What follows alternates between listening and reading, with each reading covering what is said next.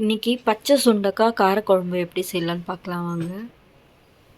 உடம்புக்கு ரொம்ப ஹெல்த்தி பச்சை சுண்டைக்காய்.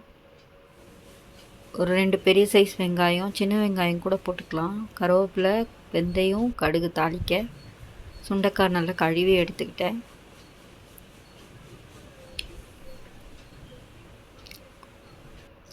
எண்ணெய் கொஞ்சம் ஊற்றி தேவையான அளவு வெந்தயம், கடுகு போட்டு கருவேப்பிலை போட்டு தாளிச்சிட்டு வெங்காயமும் பூண்டும் போட்டு பொன்னிறமாக வறுத்துக்கோங்க.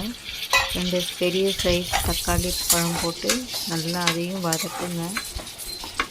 நல்லா வதக்கிட்டோன்னே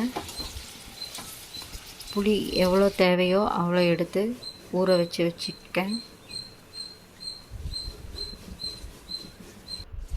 மஞ்சத்தூள் கொஞ்சம் தேவையான அளவு போட்டுக்கோங்க.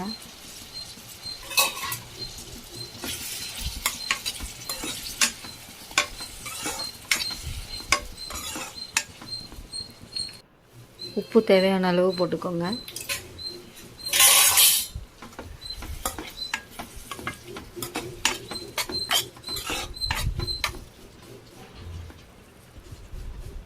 கழுவி வச்ச சுண்டைக்காவை போட்டுட்டு மிளகாத்தூள் போட்டுக்கோங்க. குழம்பு மிளகாத்தூள் 2 ஸ்பூனு.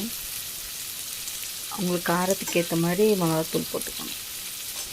கரைச்சி வச்ச புளியை அதில் ஊற்றிக்கோங்க. ஊற்றி நல்லா கொதிக்க விட்டு சுண்டைக்காய் வெந்தோடனே இறக்கிடுங்க.